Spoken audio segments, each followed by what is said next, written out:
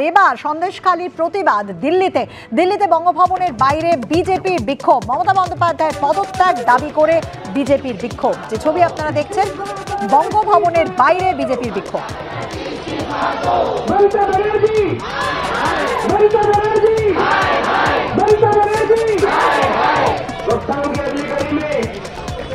সন্দেশখালীতে ইডির ওপর হামলার ঘটনা গত 5ই জানুয়ারি, তারপর প্রায় 2 মাস কাটতে চলে। তার কারণ 55 দিন পেরিয়ে যায়। 56 দিনের মাথায় শেখ শাহজাহানকে গ্রেফতার করে পুলিশ।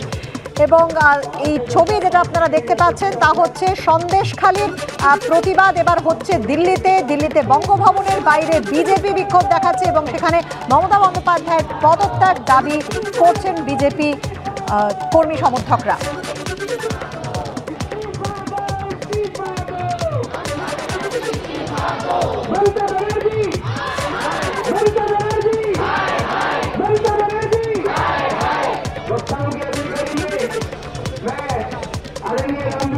সন্দেশখালীর বেতাজ বাদশাহ, যাকে গ্রেফতার করা হয় 56 দিনের মাথায়, তার তার পুলিশ হেফাজত হয় 10 দিনের জন্য এবং তাকে ভবানী ভবনে সিআইডির হেডকোয়ার্টারে নিয়ে আসা হয়েছে। গতকালই আপনাদের সেই ছবি আমরা দেখিয়েছি এবং গতকাল থেকে তার এই 10 দিনের পুলিশ হেফাজত, তিনি ভবানী ভবনেই থাকবেন। ভবানী ভবনে সিআইডি হেফাজত হয়েছে, তার সিআইডি হেফাজতে তিনি থাকবেন। কিন্তু আজই সিআইডির তরফ থেকে যেমনটা জানা যাচ্ছিল যে একেবারেই তিনি সহযোগিতা করছেন না।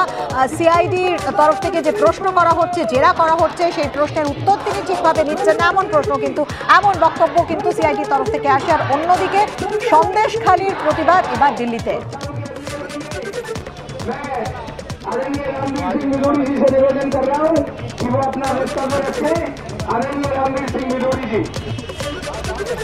দিল্লিতে বঙ্গভবনের বাইরে বিজেপির বিক্ষোভ।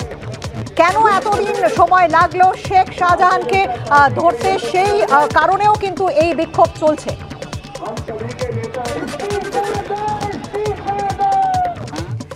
লোকসভা ভোটের আগে রাজ্যে প্রধানমন্ত্রী নরেন্দ্র মোদী সকাল 10:35 অন্ডাল বিমানবন্দরে নামেন প্রধানমন্ত্রী, আর সেখান থেকে হেলিকপ্টারে ঝাড়খণ্ডে যান তিনি। ধানবাদে কিছুক্ষণ আগে তিনি বক্তব্য রাখছিলেন। আমরা কথা বলবো আমাদের প্রতিনিধি অর্ণব মুখোপাধ্যায়ের সঙ্গে। অর্ণব, ধানবাদের পর তিনি হেলিকপ্টারে করে আবার ফিরে আসবেন এই আরামবাগে, যেখানে তার আজ বিভিন্ন সরকারি প্রকল্পের উদ্বোধন করার কথা রয়েছে এবং জনসভায় বক্তব্য রাখবেন তিনি।